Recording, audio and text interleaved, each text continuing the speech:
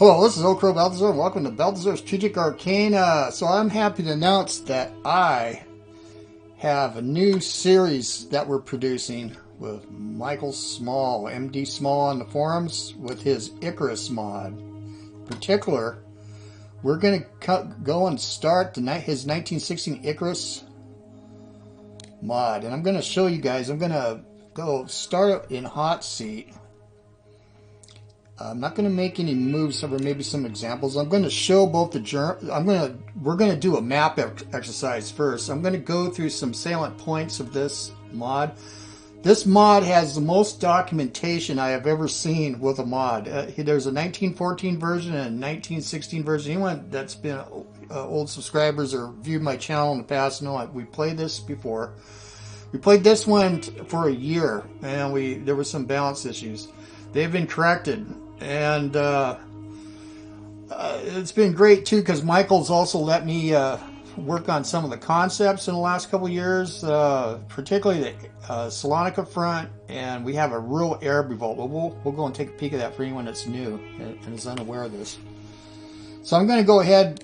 Michael is not a YouTuber, but I am. So you won't. I'm going to be playing Entente. He's going to be playing the Central Powers, but I'll roll through some of these events here, and I'll read them because you won't be able to see them when I start the Entente. The Entente's got a lot of decisions, a lot of events.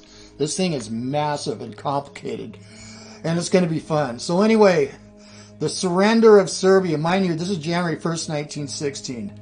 Chief of the General Staff, Erich von Balkenhayn. The combined offensive of our army under General Mackensen and our Austro-Hungarian and Bulgarian allies have smashed Serbia. General Putnik has abandoned their last capital at Uskub and has retreated his forces in Albania in hopes that the Entente ships may be able to evacuate them from there. As soon as our forces occupy Uskub, Serbia will surrender. At the same time, General Conrad has prepared the Austro-Hungarian army to attack the Montenegrin capital of Sejin. Once it falls, Montenegro will surrender too. Meanwhile, Entente forces led by General Maurice Sorel are holding their positions around Salonika after intervening too late in Greece to prevent us from defeating Serbia. We will need to decide whether to continue operations in the Balkans to eliminate the Entente's foothold there, or to redeploy our forces to other fronts where they're urgently needed. War weariness continues as Germany starts a third war under blockade. Now, war weariness affects all sides, and it can get rough. War weariness increases Austro-Hungary as Austro-Hungary enters the second winter at war. War weariness increases the Ottoman Empire enters the second year at war. Yes. So we're going to take a look at this. Germany employs secret agents in the Middle East, and they can cause a lot of mayhem. The Ottoman Empire sends emissaries to Senussi. The Senussi are Arabs that support the Central Powers in Libya. They want to oust the Italians, who are allies of ours. I'm going to go ahead and place these. Not necessarily where Michael's going to do it. Now I'm using, we'll place this too. I'm using Kirk 23's counters. They're NATO counters, and these improved ships. We'll look at those, and we'll look at the rest. Like 3D sprites and all that. I prefer NATO counters, especially when you got a busy front going here. Well, let's go take a look. The first thing, it's all frozen here, but Michael has improved the weather zones, and basically he gave me some talking points, so we'll talk about that. It's a little more granular. Basically, what he's written, and we'll zoom in because we're going to start looking. We're going to go all the different fronts and how varied this is too. So we'll zoom into the western front. We'll zoom in close. You can see here's Ypres here. Here's the front line. Look at that. If that isn't terraforming, I don't know what is, man. Terraforming through war. Anyway, let's talk about the weather zones. So he wrote, the monster European weather zone that covers most of the game in vanilla has been divided up into 5 new weather zones. All of them, except for Southern Europe, have a higher percentage of frozen results in winter. Hence, winter is more of a break in the fighting. Otherwise, the new zones have the same weather percentage as one European zone in vanilla, but introduces more weather variety into the game. Yes, and that's good. So I have noticed I've hot seated a few turns in, so it is more variegated and stuff. Now, right now we're in January, so everything's cold and frozen, right? But there's that. So it looks like the weather, the potential for muddy weather, rainy, and snow is a lot higher, which gives people rest, both sides. Now, if anyone's just jumping in, doesn't know about the Icarus mod, there's two types of artillery. We have the heavy artillery, and then we have field artillery. Do we have any here that I can find? Well, there is some. Right here. Yeah, field artillery. So basically, artillery has been divided into field artillery with a range of 2, but a movement of 3, and heavy artillery, which has a range of 3 and a movement of 2. 3 hexes. So you can't stack with SC. So they potentially can fire down here. Now, abstractly, they're together. They're stacked. Can't do that. So he designed it this way, and it works good. You get a lot of counter battery fire, like you saw if you watch my Iwo Jima scenario. You don't really see it that much in vanilla World War I game, because the range is it's all 2 axes. You got to be right next, right across from each other. But now it can happen. Artillery's super expensive. Looking at the Western Front, let's take off the units for a little bit. Here's the Ypres right here. It's the alternative capital for Belgium. Belgium only controls these hexes right here. Now, I have the national colors off. For me, it's extremely important to be able to see the weather as it is, because the weather color will overlay the national color, and sometimes, especially some key weather events are going on, I can't really tell, especially mud. But anyway, I digress. So Belgium anyway controls these hexes and the capital Ypres. If the Central Powers can take Ypres, the UK and France each lose 2,000 national morale points, and Germany gets the plunder. All right, let me turn this back on. We can zoom out a little bit. You can see the density of the front here. So this is going to be a grind, man. A terrible grind. And let's go on out and take a look here. Now we can see we got subs here now. I'll get to the subs in a little while. I got some talking points about the subs. He's made some changes. But here's the blockade that's going on. And this will affect Germany, especially if it's a full blockade. It's not quite yet, but still.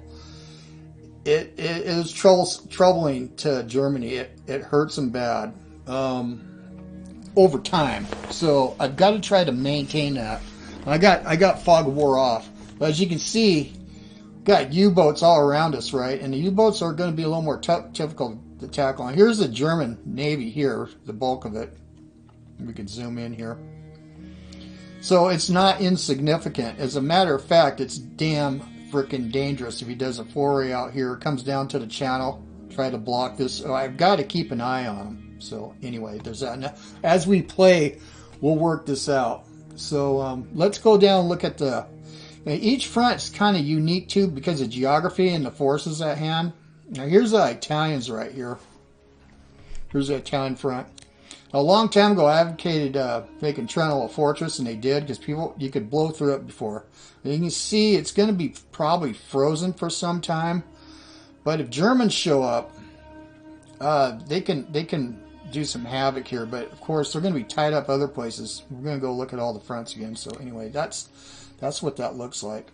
One reason we'll talk about why I'm using Kirk 23s, but I can tell you right off the bat, they're a little more colorful. I can tell a corps immediately from a detachment. He hasn't done anything with the planes yet, but I'm used to this. But let's go ahead, since we're here where there's not that many counters. Let's go to settings. Yeah, let's go to mods. Let me turn this off. Yeah, we got time. This is an overview. It takes a second.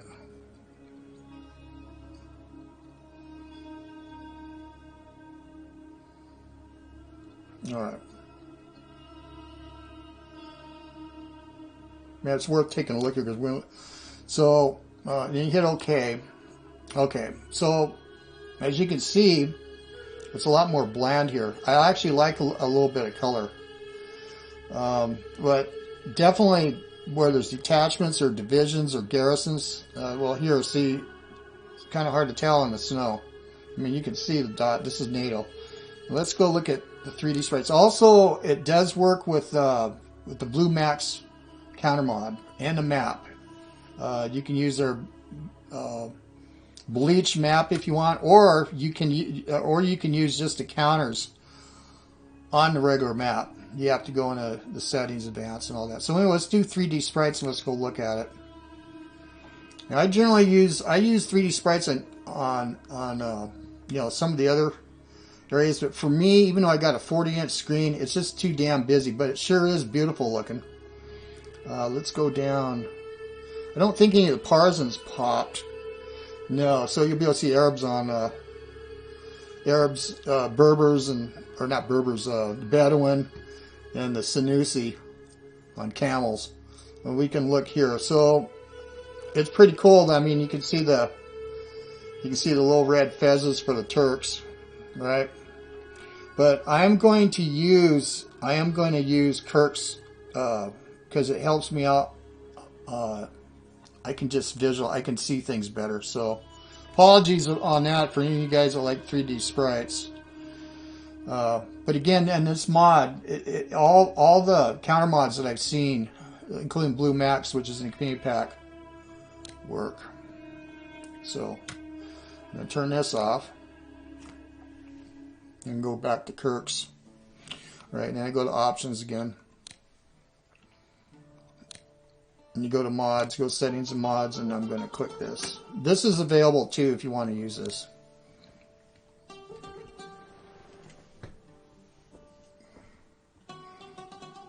Yeah, I thought I'd show people that want to try this mod out. By the way, there'll be links in the description to all this documentation where you can get this mod. There's both 1914 and 1916. All right, so here we go. Okay. Yeah, see, especially in the winter. Anyway, I know I'm dealing with cores here and everything like that. So let's go down to the Balkans, man. Now, the Balkans are an interesting place.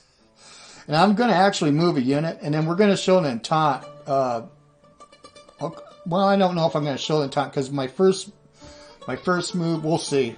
This is not scripted. Let's go ahead and take Uskub. Anyway. So we just captured the capital. So I think we'll run through it. On my first episodes on Entente, there's going to be a lot of decisions that happen because of this action. But looking here, and I've got Fog of War off. I can't turn it on and off with in hot seat. You're locked in. But with the Balkans. So the campaign starts with Serbia having retreated into Albania, and the Central Powers is about to defeat both the Serbs and Montenegro. And Montenegro is right here. Black Mountain.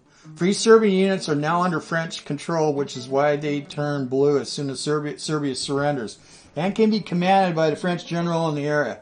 The Entente is regrouping in this region after the defeat of the Gallipoli campaign. The French maintain control of a zone of northern Greece, based on Salonika, using units they have deployed to Gallipoli. And we'll go take a look at that closer. The Entente player has to decide overall whether to maintain the Salonika front or disband it, and specifically on the first turn, whether to occupy Corfu as well as add this zone, and whether to add it to the zone, the Salonika zone or northern Greece zone, and whether to deploy an artillery unit to Salonika front or send it to France. And yeah, there's some things on my first Entente move already considered. But here you can see, here's a Salonika front. This is effectively France. It says France, but it's northern Greece. Greece itself is neutral at the time, and it could swing both ways. So, and we'll look at some of this stuff too, I think. Particularly the German research and all that. So anyway, here's the Anzacs that withdrew out of here. They're on Mudros Island. So as you can see, it's a precarious hold. And the Serbs, here's Corfu Island right here, but here's the Serbs, Albanians, some Italians. Yeah, here's the Serb here, and these are Montenegrins. They're not in good shape. Romania at this time is neutral. It's I believe it's pro-Entente. You can swing it. We'll talk about diplomacy too later here. So anyway, this is the Balkan situation here. So we can see here's Salt and Saline battlecruiser as the goats, and this thing is a nasty ship, man. It can hurt the Entente. I've sank Entente dreadnoughts before, but they got a little too close and we're not careful. One feature me and Michael discussed was operating units all the way, like from Berlin all the way down to Palestine or Medina. We decided I talked about this literally a couple days ago, and we worked out that we wanted to break the rail line here. So it's more expensive for the CP to go across. They literally would have to move across over to here, and then they could operate. But from there, well, there's some the rail line goes all the way down to Medina, which the Central Powers, and particularly Ottomans, do not want to lose. We'll go over to the Middle East. There's also a rail line. This is the Baghdad rail line. It's actually inoperable. There's a decision. It's fairly expensive for the CP. If they want to continue to finish this line, this will go up to a 5-war after a few turns. But it takes about a year for him to build it. He'll get the decision. We'll get the decision on the, I think, first or second turn. So it's possible that they can... you can rail down here. Besides to build this, and the costs are shared by both the Turks, the Ottomans, and Germany. Anyway, let's go down. Now, this is interesting here. Libya. Now, and by the way, me and Michael 2 years ago, or almost, about 2 years ago, we worked on this to get this right. If you played a 1914 campaign, there's a decision that you can actually create this enclave here. Effectively, the Entente and Greek generals that were pro-Entente, they decided to seize control of this area. So to put pressure on the Central Powers, especially with Bulgaria ascendant and everything like that. Libya, we strengthened the Senussi, so it would be more because it almost would never happen in vanilla. There was only like 3 P hexes. These are partisans. Partisan spawning points. Well, they had their hands full, the Italians, way beyond World War I. So we talked about this, and we worked this one out. So basically, if the Senussi Vault starts immediately on the first turn, the Senussi rebels are more powerful than in vanilla. New national morale objectives for the Ottomans have been added in Libya, and if the Entente are not careful, the Senussi can capture them. In particular, Tobruk or Benghazi. And we turn this off. Now, once the revolt starts, the Italians, there's colonists here. Italian colonists, they can raise forces. But otherwise, the Italians don't have a lot here. They're going to have to decide if they're going to send stuff down. Or somebody. There's that. Now, let's go to Egypt. Let's look at Egypt right now. Now, some interesting features about Egypt and Sinai. In vanilla, there's a road that runs from Port Said to Al Arish. Well, it doesn't now. But if the British can take Al Arish, there's an event that will start where they build a water line here, and then you can supply your offensive into Palestine. But you have to take Al Arish. Right now, it doesn't exist, so it is not a good area for the British to attempt to get into. They're going to have to break this, and that's going to take some time. So these are the forces at hand here in Egypt. All right. So now we're going to go to Arabia. Now Arabia is now you're going to be able to get Lawrence in Arabia. Now in vanilla, the Entente has to take Aqaba first before they get Lawrence, but that's not how it works. So we worked on this for about 2 years. I came up with some of the concepts, and sprang them on Mike and see if we could make something work. So this revolt, basically, I'm going to read this. It's pretty convoluted. It works. We tested it last year, and it works. It works very well. The Ottomans will have their hands full. Now they're going to get overrun by the Arabs, and it takes Entente support. But let me read you about that Arab revolt. The Arab revolt is one of the most visible differences in this mod from vanilla. The revolt has a 50% chance of starting from January. Oh, excuse me. Let me do something here. Yeah, we can see a little more. And I'll read on. Okay. There we go. The Arab revolt is one of the most visible differences in this mod from vanilla. The revolt has a 50% chance of starting from January 1916, a bit later than the regular game. Up to 6 Arab partisans can spawn compared to 3, and on many more spawning hexes than before. Yeah, a lot. And we'll tell you about how these fire in sequence, or how they can, because they're not all available just yet. Up to 6 Arab partisans can spawn compared to 3. Yep. Okay. They have a greater attack strength, a much greater ability to evade losses in combat. They also get a 2 AP action point move bonus that they start on desert hexes. And you can see here's the desert hexes right here. So they can move out here on the fringes of Ottoman territory. And I'm going to tell you about territory. There's going to be territorial changes because of Mecca. Let's see here. They will spawn in waves, starting around Medina and then moving north over the spring and summer of 1916. T.E. Lawrence will now arrive as an Egyptian HQ in Arabia if the Arabs can capture Hvy. Now, and I asked Mike to put a port here because this is very important. It's not a port, but a town. But here's Hvy. And here's Yambo. So if Lawrence gets in, if any Entente force, including partisans, capture Hvy, Tabuk, Tema, or Hale, Lawrence can't command a. Well, anyway, he'll pop up here at the end of a turn. So if I get a partisan into Hvy, let's say, or Yambo, Tema or Tabuk is actually what it is. He will show up at the end of the turn. Now, Lawrence can't command the Arab partisans, but he can boost their supply if he sits on a resource town in the 5, allowing him to be upgraded with infantry weapons. As an HQ, he can also boost supply to other Entente forces. He can't command anyone. Anyway, he wasn't even a colonel until the end of the war. But he was real instrumental in getting the Meccans, basically, and other Bedouins coalesce into some kind of a fighting force. If the Arabs capture Medina, which is possible, Prince Faisal will arrive as a new Arab HQ, and he can command his, or give his command bonus to him.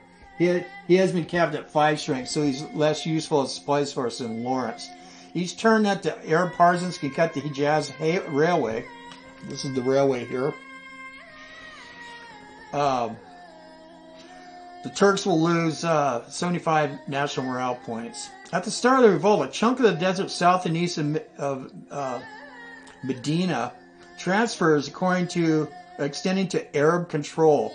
This can cloak Arab partisan movement. So essentially, part of this map detaches, and it's Meccan or Arab anyway. So you can't see any movement. Like if this is under, if there's a partisan moving through here, and it's Ottoman control, you're going to see a trace, right? You can just look like this, right? So, right. We're going to get to Persia. That's interesting, too. So, anyway, zoom back in here. We're not done yet. Yeah, so it can cloak partisan. If they recapture Hilal, here it is. Another chunk of the desert heading east towards the Gulf will fall under Arab control. And we'll be told, here's Hilal here. And there was a whole different faction of Arabs here. But if I can get partisans here to reduce this town, which is very possible. Let's take a look. It's a 5. Yeah, you'd have to siege it down. And but if you occupy, then another chunk of Arabia goes to Arabia. it goes Entente control. And then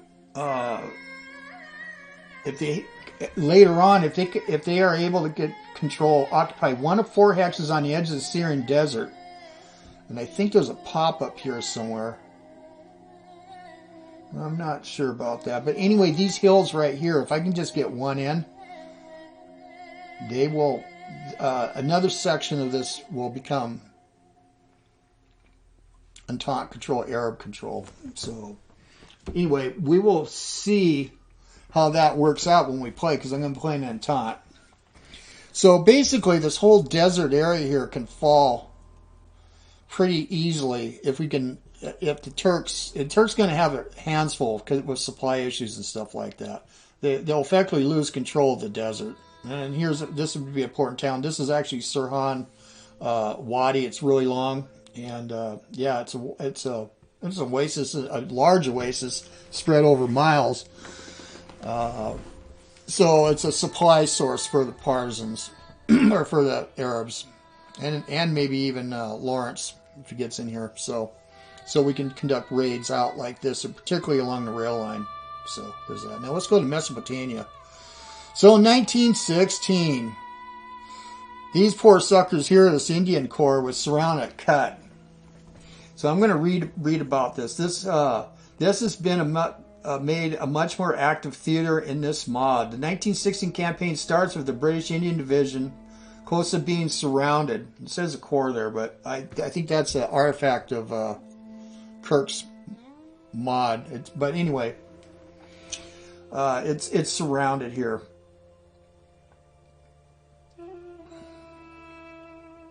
Yeah. Also, this is a mini campaign with the Empires in Turmoil.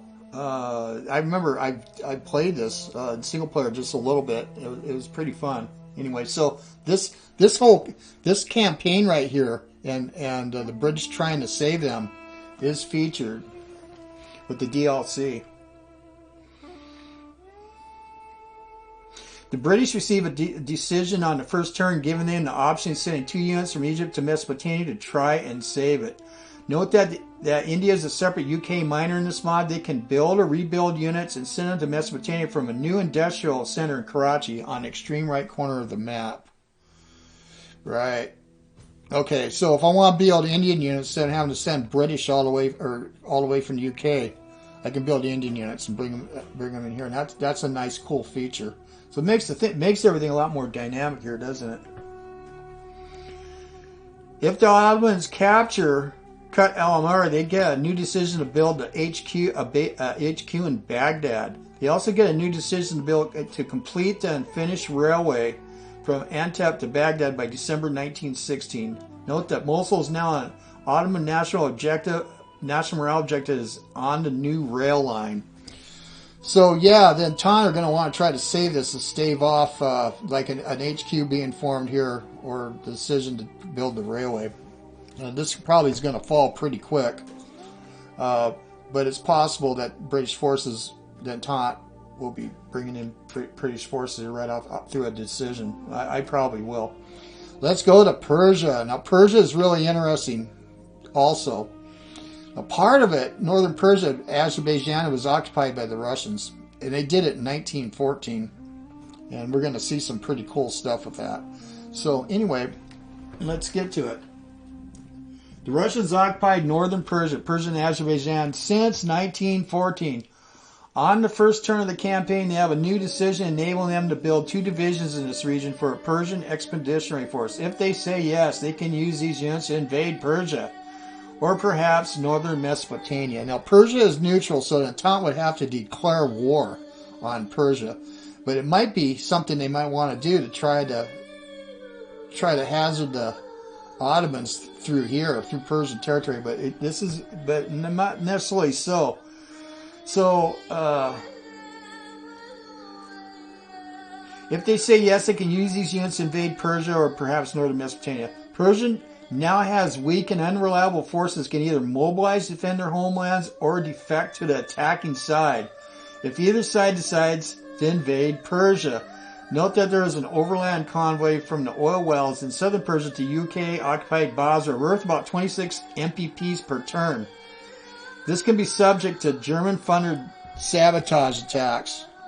Yeah, right here. Right.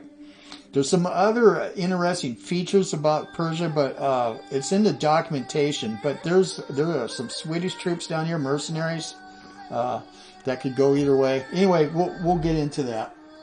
Now let's go to the Caucasus. Now this place is even nastier than vanilla.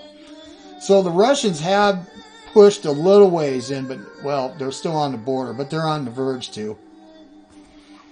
Now I'm going to tell you about the new weather zone with colder and muddier weather in autumn and winter has been created in the Caucasus.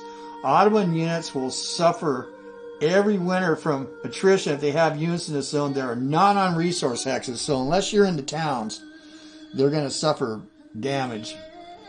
The key town, Ezram, is now a fortified town rather than a city, and that's right here.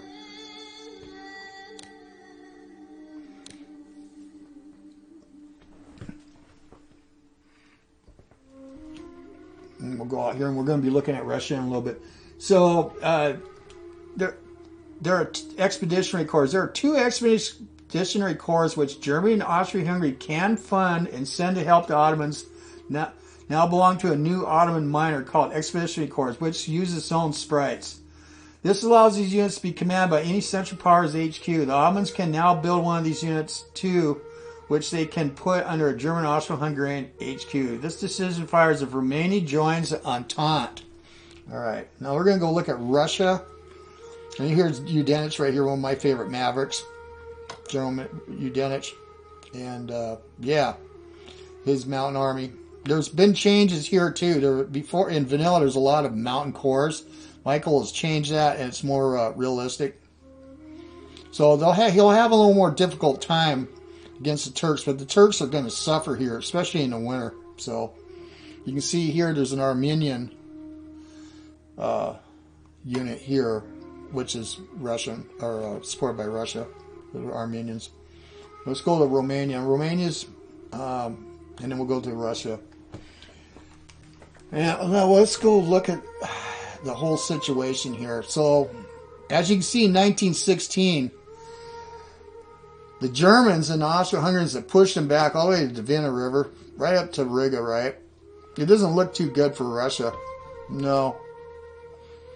Yet, it is winter, and they do have a pretty large army. When you go down south, though, General Bruslov's ready to do his attack against the Austro-Hungarians, and I can see a lot of the Austro-Hungarians, they're not upgraded, so even though it's wintertime, it might be time to attack, and I probably will immediately.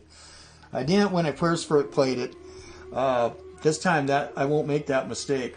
I had moved units up to the north because I was worried about them breaking through in the spring. But anyway, the Central Powers that captured all Poland and Lithuania from Russia in 1915. The 1916 campaign starts with General Brusilov building up for his counteroffensive in the south. The main objective for Brusilov is to recapture Sesnowitz and Lemberg. Now, here's Sesnowitz right here. It's on that corner. There's a rail line here, but if we can get through and break this rail line, it might be possible. Lemberg, too, it's possible, especially if I pile on more troops, because the Russians do get a sizable amount of troops. So basically, and also the reason is it can spring the Romanians into the war quicker. Note that Russia starts the campaign with one diplomacy chit already on Romania. We're going to go look at some things there later up on the top. Once Russia and Austria-Hungary fall below 50% national morale, their units in Russia will face an enhanced risk of mutinies and desertions. Note that the national morale value of captured Russian resources has been somewhat reduced. Yeah, see guide with details. And Michael has his own guide. The documentation is epic. I don't remember how many, like 60 plus pages of all kinds of stuff. So, but again, there'll be links. This helps offset the new war readiness factor for Russia. It also means Germans get less of a national morale buffer against an Entente blockade from captured Russian resources. Now, this is something that's real important. National morale and war readiness. Well, we'll go take a look here. Oops, sorry. Just going to see the forces here. So the Russian fleet's still intact. And here's the German screen. So let's go look at reports real quick. Let's go look at the British. Let's look at the graphs. We're going to see how everything starts. National morale for the British is at 84%. French is at 77. The Italians at 91. They haven't been in war as long. Serbia, 50%. Russia, 63. The United States are not in it. And by the way, the United States, the way this mod's designed, whether it's unrestricted warfare or not, they're pretty much certain they're going to get into war sometime in 1917. You don't want them in too fast if you're the Central Powers. And they'll be fresh, but they'll be green. We'll look at some of this. Germany starts at 84%. Austro-Hungary is at 70%. And the Turks are 85%. So you already see all this, the war weariness and the national morale, it's already affected everybody pretty bad, especially the French. French are exhausted. Let's go to, we aren't going to be able to see any of this yet. No. Research, no. We can take a look at some research, I guess, for the Germans. So anyway, national morale and war weariness. Let's go back over here, where this is gonna be an ass kicker. New war weariness factors have been introduced in the mod. All majors except Serbia. For all majors except for Serbia and the USA. Majors will lose 5% of their starting national morale over the course of 1915, 10% in 1916, 15% in 1917, 20% in 1918. Now this starts 1916. He's speaking about the 1914 on. The option to spend MPPs to boost national morale is restricted to 1970 and 1917 only. The amount majors have to spend is scaled to their starting national morale levels rather than a flat 50 NM points for 25 MPs for all. Austria-Hungary faces extra national morale penalties later in the war, reflecting food shortages and a precarious political situation. German war weariness is determined by the Entente blockade. This has been made 50% more effective starting in 1917. So that could spur the Germans to actually do a Jutland and try to win it. Or try to break that blockade, or a sub campaign to drive my ships off, which is very possible because we're going to talk about subs here in a little while. Let's see. Germany also gets hit by the turnip winter in the late 1916. They lose 500 national morale points per turn for 10 turns due to a failed potato harvest. God damn. The German High Command has new options to divert synthetic nitrogen to food production to boost national morale. This costs 50 MPPs to earn national morales per turn. There are a lot of decisions, a lot of events. I mean, it's really grand. Unfortunately, until I play the CP, you won't be able to see them. But you'll see what the Entente's got to deal with. To conduct this war is rough. The UK gets a new decision in April 1916 to strengthen the blockade against neutrals. This will progressively reduce the MPPs Germany receives in the Netherlands from 65 MPPs per turn to only 10 MPPs per turn by 1918. But each time the blockade is ratcheted up, the Netherlands will swing 5 or to 10% towards the CP. Plus, Denmark has a one-time swing of 5 to 10% towards the CP. They're gravitating to them because even though they're neutral, they're getting starved too. Now, diplomacy, talking about that, diplomacy is going to be a lot more active in this game because a chit is now 8% per chit, same price. And so, as you can see, let's say if we want to get them, keep them up, because if the Netherlands go to Pro Entente, they go to 0, they lose all that money. So there's a lot of things that can go on in here. How many chits? Yeah, 8%. So I don't know if he's going to do that, but look at that. And then Austria-Hungary. So you could do a big diplomatic thing. Now it's expensive because of starting money, but that's what can be done. Well, let's go back to diplomacy real quick, and we're going to move on. So, Sweden, yeah, they're 20%. Romania is already 50%. Yeah, they're almost certain if any diplomatic push is made on Romania to get them into war. They're kind of not prepared, but the quicker you can get them in, the better it'll confound the Central Powers. And, of course, that could be countered with diplomacy also. But if the Russians do take Chernowitz and Lemberg, they're almost certain to get in, guaranteed. And that's like in vanilla too. I believe with the I know of the 1914 Icarus mod. Let's go to submarines. Submarines and ASW warfare. All subs now have a 50% chance of diving when attacked. This is not reduced by enemy ASW tech. Advanced sub tech only increases subs attack strength and is now cheaper to upgrade. Subs now have weak zones of control. That's great. Like destroyers. I like that because I've seen some games with the strong zone control. Two subs can just block something and you can't get the rest of the fleet through. You gotta drive them off. Yeah. Is there anything else? Not really. I'll demonstrate how far you can fire. Yeah. So, let's go look at research real quick for Germany. And so all the powers have infantry weapons 1. So this is probably a decision someone's going to want to make. Tank development, artillery is king. There have been changes to gas production. It's more expensive, I believe, but it's critical. And there's this, so you could do something like that. Look at it, money's already gone.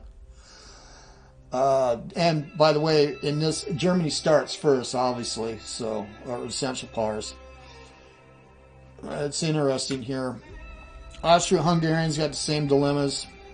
They got a chit in artillery weapons. So did Germany already. So I could have double chitted this. You can do that.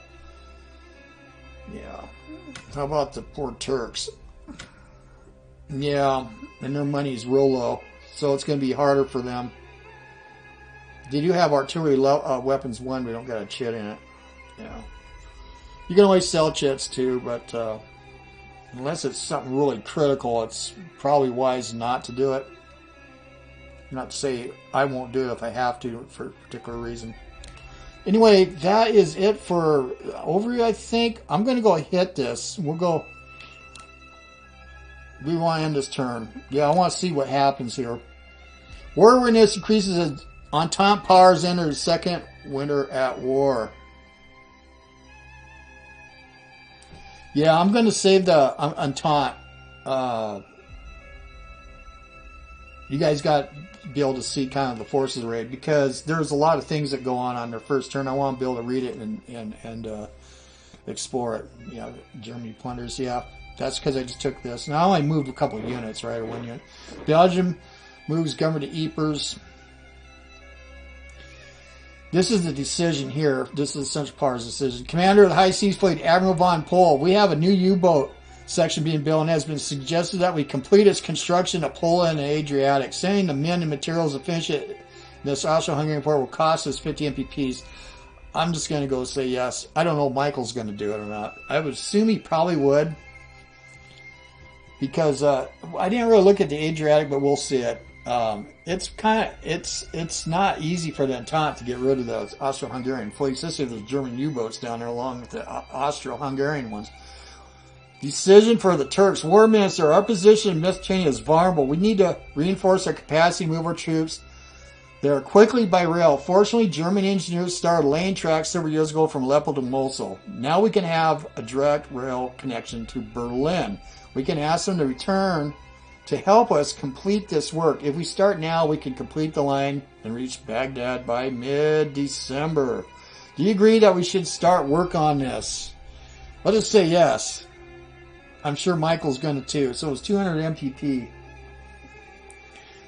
I did discuss the prices with him. He said we settled on this. He said he wanted 200 MPP. I thought it should be a little higher, but it's already tough enough. Senussi Revolt. Okay, and this is always random. Only one showed up. But yeah, it can get out of hand there quick, man. The whole countryside goes over to the fanatics. Well, fanatics from the Sunchpar's point of view. Yeah, here, winter effect. Here, advice concerning Persia. War minister, this is for the Turks and Sunchpars. Persia is ruled by the weak and ineffectual Qajar dynasty, which has allowed the country to be dominated by foreign interests. Since the Russo-British détente of 1906, these two European empires have carved out their own spheres of influence in Persia. Russian troops maintain a presence in Persian Azerbaijan in the north, while British agents have secured concessions from the local sheiks in the south to develop recently discovered oil fields around Abadan and Maidan. Naftan, no doubt. Currently, the oil produced by the Anglo-Persian Oil Company from these wells is exported to the United Kingdom through Basra, which the British seized at the beginning of the war. Germany has been active funding secret agents in southern Persia who will continue to blow up the British pipeline.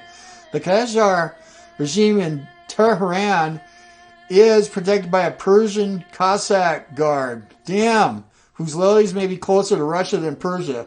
There is also a Swedish-trained Persian gendarmerie, which is more sympathetic to our cause. This is dispersed in separate detachments based in Karamabad, Hamadan, Kazvin, and Qum.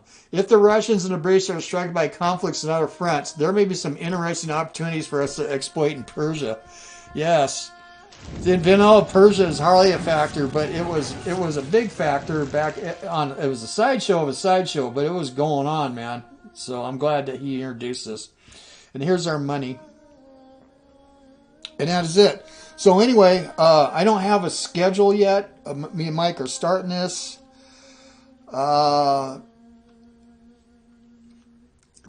and I were going to do the Day of Infamy Grand Campaign for War in the Pacific, but we decided to wait until there's a patch. And Michael's been waiting for months and months and months. I promised him we'd start this process back in June, or that I'd start in June last spring. So anyway, we decided, me and Tanaka stopped. We aren't going to go proceed just yet. And so, and Mike was ready. Michael was ready. So thanks, Michael. I mean, you just stepped right in. I got a communication around it. Oh, perfect. So I've been wanting to do this for a long, long time. Well, a year anyway. And I've been working on this on the side with him for about a week, just to make sure any wrinkles that might have developed, we could find them. So, yeah. So anyway, I hope you guys like this. It's going to be fun, man. It is going to be complex, and it's going to be World War I, man. It's exotic in certain places, and other places this is going to be a slaughterhouse for both sides. So, yeah, it's kind of perverse having fun simulating the slaughter, but war such it is. We haven't gotten it out of our systems yet, and I don't think we are for a long time. So. Anyway, well, this is OldCrowBalthazor. I hope you enjoyed that. We'll see you guys on the virtual battlefields. And thanks, Michael, for all your hard work. We're going to go show it off to everybody. All right, see you guys later. I am gone. Gone, I say.